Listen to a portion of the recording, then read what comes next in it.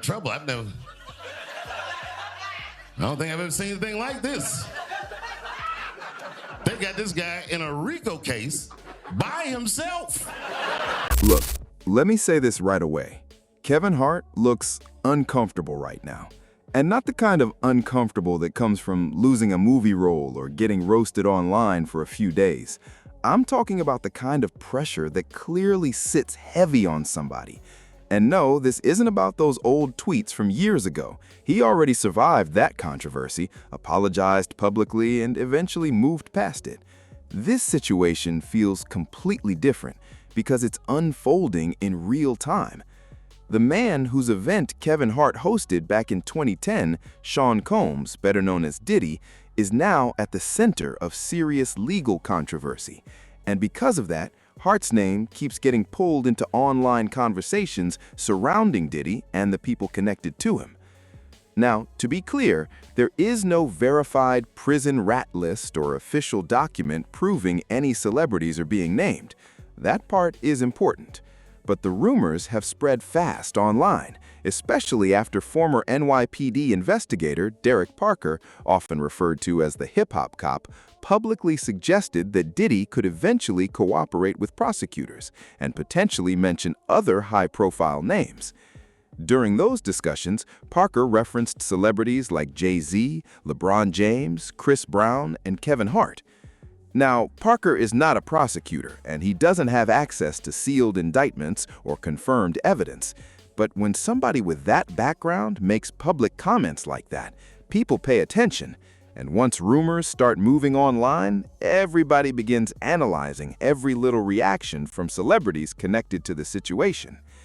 That's why people noticed several high-profile names quietly distancing themselves from Diddy publicly, including reports about celebrities no longer following him on social media.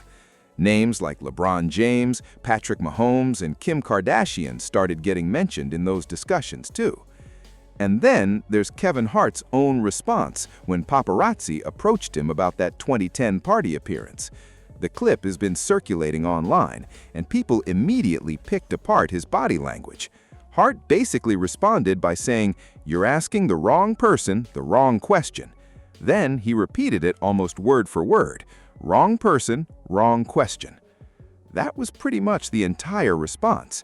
No extended explanation, no strong statement distancing himself from Diddy, just a short refusal to engage with the topic. And the reason people keep talking about it is because the reaction didn't feel like the usual fast-talking, joking version of Kevin Hart everybody's used to seeing during interviews and red carpet moments. He looked like somebody who genuinely did not want to continue that conversation. Now, that does not automatically mean guilt or involvement in anything illegal. That's important to say clearly. But at the same time, the clip left a lot of people feeling like Hart may know more about certain situations than he's comfortable discussing publicly. Got caught cheating in Vegas. Hey, brother, Mr. listen. Irresponsible. It's beyond Now, let me add another layer to this, because the Diddy situation isn't the only controversy hanging over Kevin Hart right now. A lot of people either forgot about this story or never connected the dots in the first place. Back in August 2017, Hart was in Las Vegas when a recording was secretly made inside his hotel suite, at least according to the reports that later surfaced. One of the people connected to the situation was his former friend, Jonathan Jackson, often referred to as JT Jackson. Then, in 2018, Jackson was arrested in connection to an alleged extortion attempt involving that footage. Eventually, the charges were dropped, and most people assumed the situation was over. But it didn't end there. In 2024, Jackson filed a $12 million lawsuit against Kevin Hart.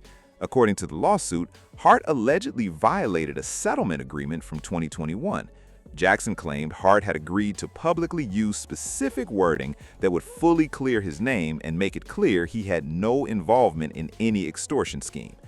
Instead, Jackson argued that Hart released an Instagram video focused more on his own personal recovery and moving forward rather than fully defending his former friend publicly. The case was later moved into private arbitration, which means people won't get to watch everything unfold openly in court. But Jackson reportedly plans to continue challenging the outcome. So now you've got the same Kevin Hart who gave that awkward response about Diddy, also dealing with a former friend accusing him of damaging his reputation and demanding millions in court. And then there's Katt Williams. You can't really discuss this entire situation without mentioning him too. During the Netflix roast appearance, Katt made a joke about Hart attending Diddy parties. It was clearly delivered in roast comedy style, but what stood out to people was the audience reaction and Kevin Hart's response afterward. When Hart got the microphone back, he didn't casually laugh it off. He sounded irritated. He responded by saying he only attended one party and pointed out that Katt Williams would only know he was there because Katt himself attended too. That moment instantly caught attention online because, intentionally or not, Hart publicly confirmed he had attended at least one event hosted by Sean Combs. At the same time, he also acknowledged that Katt Williams was present at that same event. So instead of shutting the conversation down completely, the exchange ended up putting both comedians into the discussion even more. Now, none of that proves criminal behavior or wrongdoing on its own. Simply attending a celebrity party does not equal involvement in crimes. That distinction matters. But people online tend to connect every dot once controversy starts growing around public figures. And because of all of this, critics are now painting Kevin Hart as somebody under intense pressure, somebody repeating short, controlled answers anytime uncomfortable topics come up publicly. But honestly, the stranger part of this entire conversation might actually be Dave Chappelle. Because unlike many of the names floating around online, Chappelle has no criminal record, no major lawsuits tied to these controversies, no leaked scandals, nothing like that. Legally speaking, his record is clean. But where people start feeling conflicted is when they revisit some of his older material and later public comments. One example that gets brought up constantly involves the 2019 documentary Surviving R. Kelly. Producer Dream Hampton reportedly invited Chappelle to participate, but he declined. Later, during a stand-up set, Chappelle explained his reasoning by saying he personally didn't know anything about R. Kelly beyond what the public already knew, and that he wasn't personally close to him. The reason people question that statement is because years earlier, back in 2003, Chappelle famously created the Piss on You sketch on Chappelle's Show, directly parodying the allegations surrounding R. Kelly at the time. So critics online look at that contradiction and ask, if he knew enough about the controversy to turn it into one of the most recognizable comedy sketches of that era, how can he later frame himself as somebody completely disconnected from the situation? Now, to be fair, there's a big difference between publicly joking about a celebrity scandal that was already major national news and personally knowing details behind the scenes. Those aren't necessarily the same thing. But because the internet loves connecting old clips to modern controversies, people continue revisiting moments like that and interpreting them in different ways. Forgot about it. And then 2 years later, the documentary comes out, Surviving R. Kelly. And when it comes out, Dream's promoting it, and she keeps bringing me up. She said, I asked Dave Chappelle to be in my documentary, and he said it was too hot for TV. I did not say that. That does not even sound like how I talk. Oh, that's too hot for TV? I would never say that. It doesn't even sound like something I would say. That's too hot for TV. I would never phrase it like that. And honestly, this next part is the part that really makes the whole situation uncomfortable. The girl connected to the original R. Kelly tape, Rashonda Landfair, spent years being publicly referred to only as Jane Doe. But in 2024, she finally identified herself publicly and released a memoir titled Who's Watching Shorty? In interviews and in the book itself, she spoke directly about the famous Dave Chappelle sketch parodying the R. Kelly scandal. And what she said was genuinely sad to hear. She explained that the sketch made her feel embarrassed, terrified, and humiliated. According to her, something deeply traumatic and personal became entertainment for millions of people. She said the comedy surrounding the situation made her feel exposed instead of protected. That's important context because this isn't somebody online misunderstanding a joke years later. This is the actual woman connected to the tape explaining how public parody affected her emotionally. And as far as public records show, Dave Chappelle has never directly responded to her comments or publicly addressed her feelings about the sketch. And that's where critics start getting conflicted with Dave, because he'll spend hours on stage discussing controversial topics, celebrities, social issues, cancel culture, and public scandals. But this particular part of the story remains mostly untouched publicly. Now bring Sean Combs back into this conversation, because this is where things get even stranger.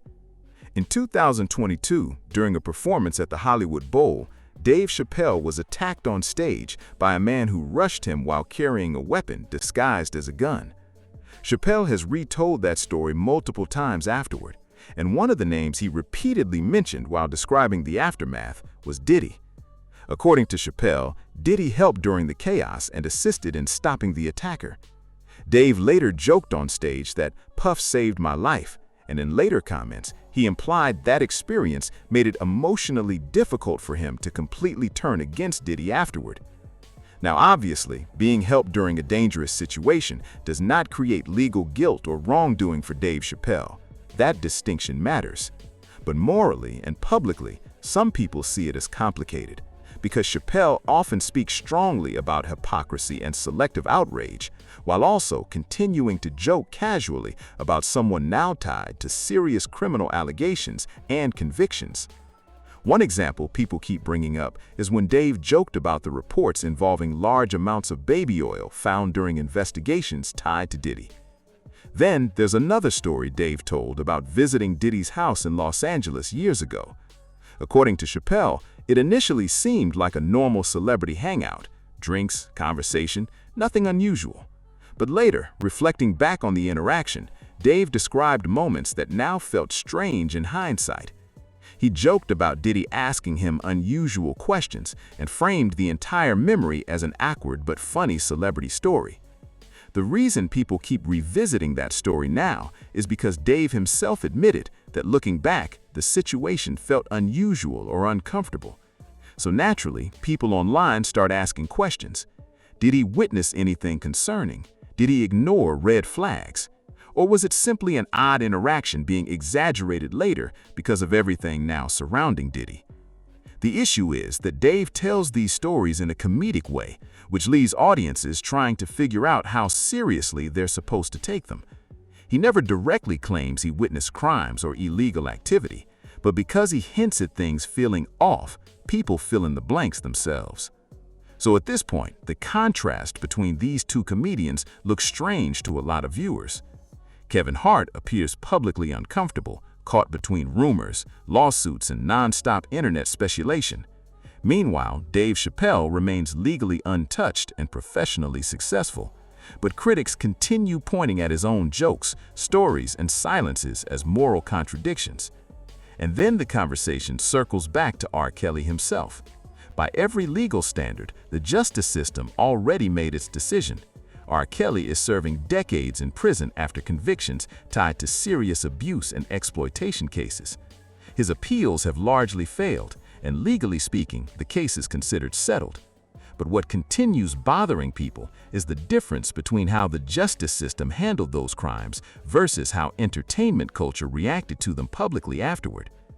One detail that still shocks people is how prosecutors handled evidence during the Chicago trial. Rather than playing certain recordings openly in court because of how graphic they were, prosecutors reportedly read portions of transcripts aloud instead. And for many people, that detail alone reinforced how serious and disturbing the evidence was, which is why critics continue asking a difficult question. If the crimes themselves were treated with that level of seriousness in court, why did so much of popular culture turn parts of the scandal into comedy and entertainment afterward? It was the chance of R. Kelly's victims, many who have been, talking about this for years. I mean, this is allegations that have gone on for 3 decades, essentially, since he was a rising force and one of the most successful R&B stars. Now, move the timeline forward. Rashonda Landfair spent years existing publicly as little more than Jane Doe in court documents and headlines. Then, in 2024, she stepped forward and attached her real name to the story. She released her memoir, Who's Watching Shorty, gave interviews, and did something that takes an unbelievable amount of courage: she publicly connected herself to one of the most painful moments of her life. And one of the main reasons she spoke out was because she wanted people to understand what the jokes and sketches surrounding the scandal did to her emotionally, not just the actions of R. Kelly themselves, but the way pop culture turned her trauma into entertainment. She has made it clear multiple times that she is not trying to ruin careers or destroy comedians. According to her, she simply wanted acknowledgement that she was a real person behind the headlines and that the jokes caused real pain. So, this is where the story splits into two very different paths.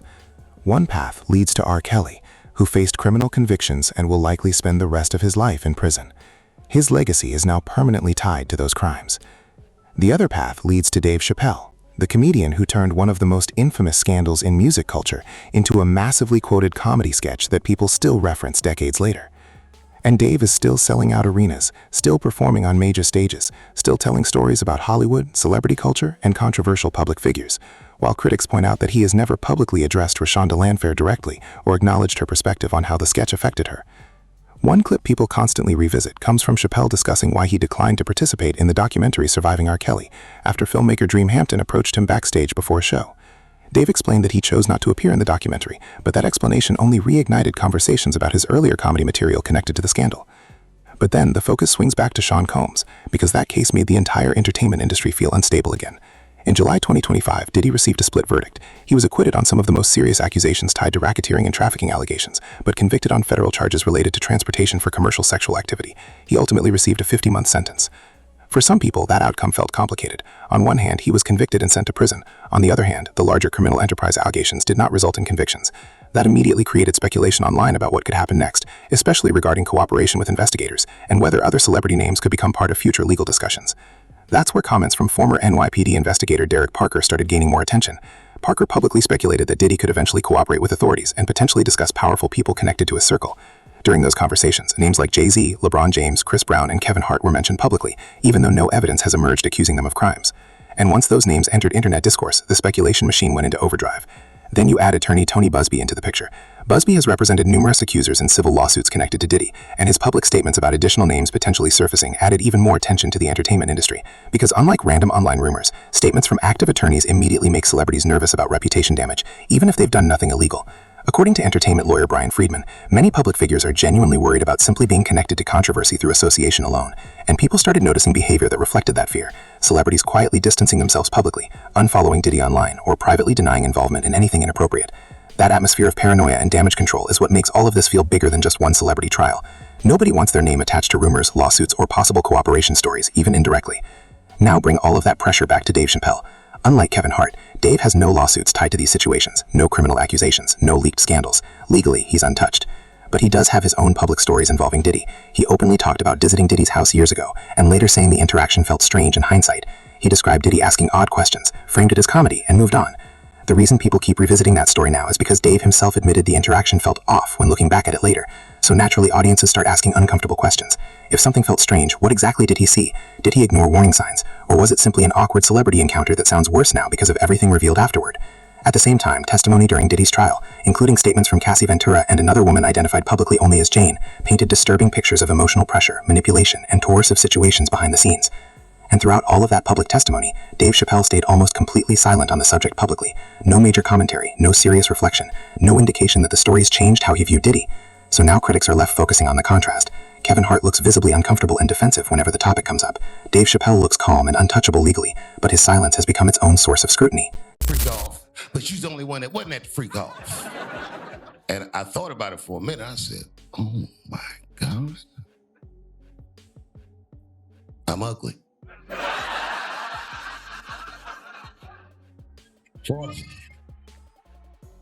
So, where does all of this leave us? R. Kelly is serving what will likely amount to the rest of his life behind bars. Sean Combs is facing prison time, along with a massive wave of civil lawsuits that could follow him for years, financially and publicly. Eventually, the legal system caught up with two enormously powerful figures. But then there's Dave Chappelle, the comedian whose reputation was built partly on exposing hypocrisy, challenging uncomfortable truths, and forcing audiences to confront difficult subjects.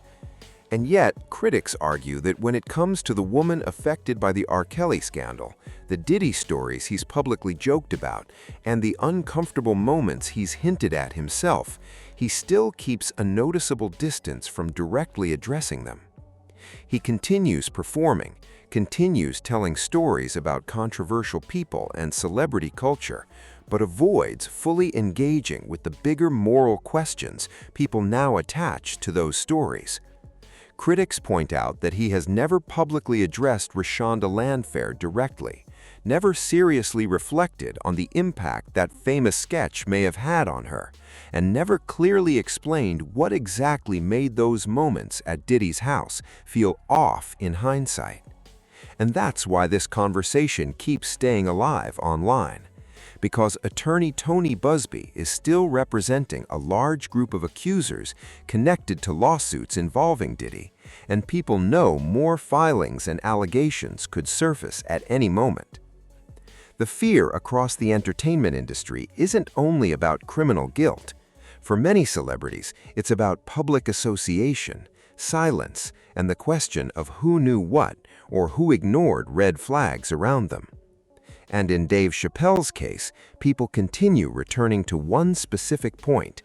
He publicly admitted he spent time inside Diddy's house, publicly admitted that parts of those interactions felt strange when looking back later, but never explained beyond vague jokes and storytelling.